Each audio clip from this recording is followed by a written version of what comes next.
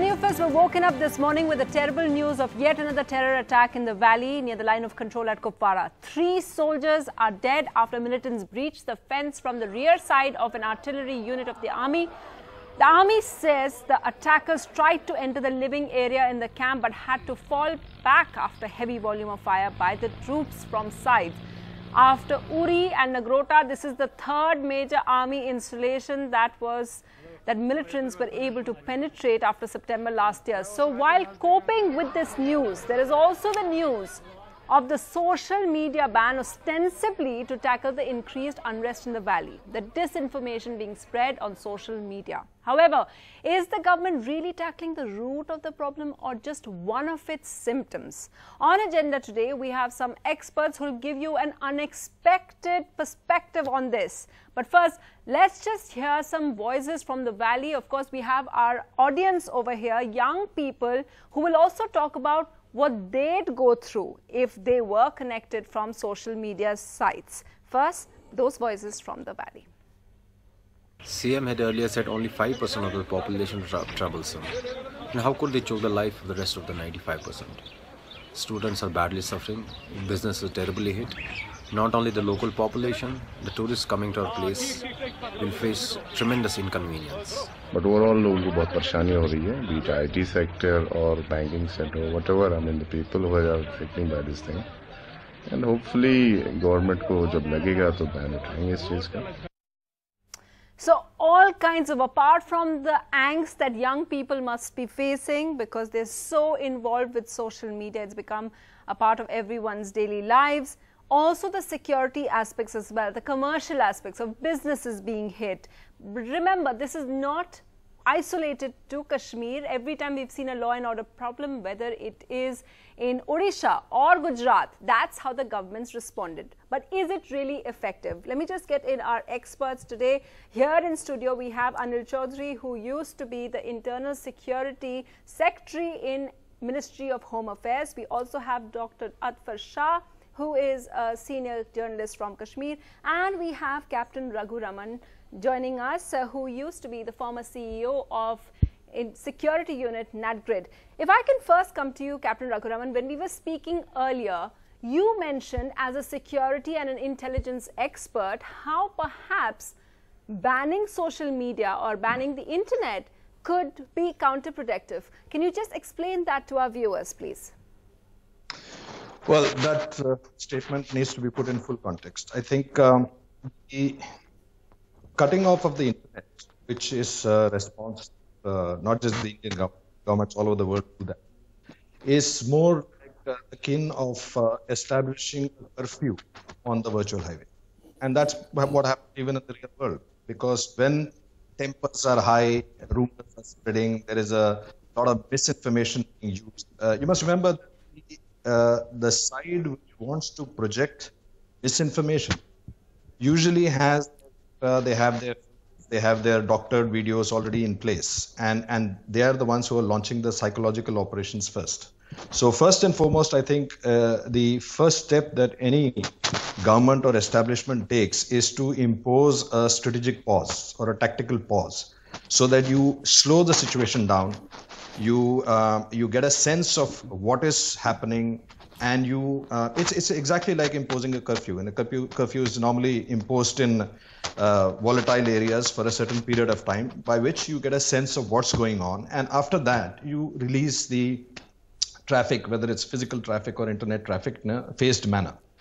Now, the point that I made to you earlier today is that in the past, in various different operations, not just in India, and several other countries also, it has been found that if you cut off the communication channels, if you cut off the internet, you cut off the SMS facility, then typically what happens is that the anti-national elements go further underground. As we've seen in the Naxal scenario, that they start using couriers, and that's very difficult for the security forces to start monitoring, because they will have to depend completely on human intelligence, whereas the electronic and technical intelligence will completely get out of the game.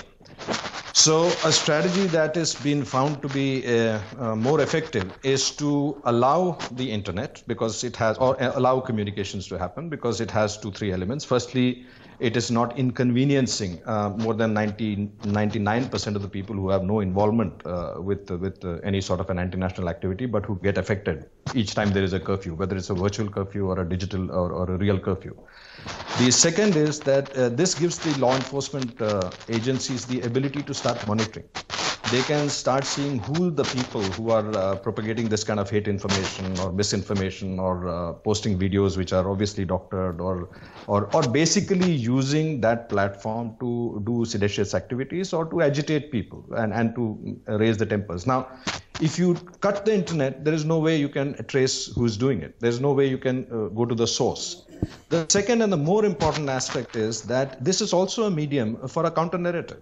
So if the government, the establishment, or anybody else who is not involved in this wants to give a contrary view as to what's happening, if there is I heard a young gentleman talking earlier in your program and saying that 95% of the people are not involved. Now, if 95% of the people are not involved, then it's a very good platform to give that counter narrative. And unfortunately, yes, when we cut off the internet for a long period of time, both these two advantages, which is monitoring as well as the counter narrative, they both get thrown out with the bathwater. Well, that's such an important perspective, Captain Raghuraman. I will get our experts to just respond to that. But before that, you know, this is a show just about, when we talk about internet, what it does give to is provide a kind of voice to everybody, voice to young people. And I know, like me, a lot of people get up in the morning and the first thing they do to express that freedom and to express themselves is to get on social media sites. I just wanted to, but you know, it's not like that for everybody. And of course, we understand how important national security is. But I just, even this, perhaps a lot of people have been writing in. I've been seeing Facebook posts of friends who are in the valley who say that, you know, this is my last Facebook. It just adds to their alienation. So just to get that in perspective, I just want to ask some of the young people over here who believe all kinds of reactions over here. What did you want to say? You wanted to say about your friends there? How you heard what Captain Raghuraman said, but there's the other side as well, which believes it's necessary for security. What would you tell them? The thing they face there due to this ban is that obviously they face a lot of difficulty in studying. Obviously, the education is stopped somehow due to this internet ban. But broadband is still there. Why do you need? Why is mobile internet they need so to important? Connect to their, like, there is a kind of, we have formed a social connection with the rest of the world, and like I'm studying here, my cousins, my friends are there. There's a social connection that now that's no more there. So, anyone have a different view before I go to what did you want to say? There is so many cross-border malicious activities that is being happening in Kashmir. So many militants coming up. So, ma'am, it is very crucial for security purpose to come up with such an hard and essential policy that should be taken care of. Okay. And ma'am, even this, I have read some of the posts in which they have written that this is violating the Article 21. That is right to life. Yeah. Ma'am, right to life has certain exceptions as well. Okay, fair point. I know a lot of you want to say something. Just tell me. But before that, I just want to go to Anil Chaudhary. Sunitra, I'm a very basics person. Okay. I think we are isolating. I want you to respond to what Captain Raghuraman also said. I shall do that. You see, we should not look at this step in isolation. Okay. What is the situation on the ground in the Kashmir Valley now? That's important. In my view, it is fragile. It is very fragile. There's a lot of disturbance. The primary thing now is to restore public order and peace in the Kashmir Valley. This is one of the steps taken by the authorities on the ground there.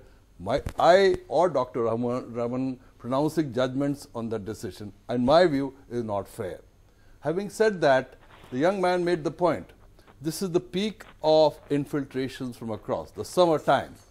When the border fencing is under repair, there are several holes. This incident of the Fadain attack on an army camp near Kubwara has taken place 6 kilometers from the border. We started and saying it that. is a classic case of a Fidayeen attack between 3 to 4 a.m. when the guards are most down. They were trying to penetrate deep inside. I do not know how deep they were able to go. But does this lend to a holistic tackling of the problem, or is it just tackling one symptom of it, or just looking at one, is it a narrow look at it? What? This just banning the internet. No, this is just one part of it. You see, since Burhan Wani's case, the use of the social media by the people across extensively to radicalize, to religion making the major thing. Now the thrust in Kashmir used to be Azadi. No, it is not Azadi. We want Islam. We want Islam. On the plane of religion, in the mosques, they are converting the youth in Kashmir to take up, the youth have to be brought back. It's and this is one way. So, no, Dr. this Shah, is just one way you're saying. Fringe. Okay, Dr. Shah, how would you respond to what? Fine enough. I would say when the ailment is older, we should keep changing the medicine. But when instead of medicine, we keep applying or giving poison, that yields to further disaster. And social media ban is poison, you're saying? Further disaster, absolutely. In my opinion, tell me frankly, and so many friends are here, is it the solution? Is it the solution? Because this is probably this time the 30th time when the net has been scrapped. And for how many years, for how long are we going to continue with these tactics? Problem is there. It is cleaning the mirror instead of cleaning the face. The situation is there. That's an interesting analogy. The mess is there. The chaos is there. The uncertainty prevails. But a cosmetic approach time and again, scrap the net.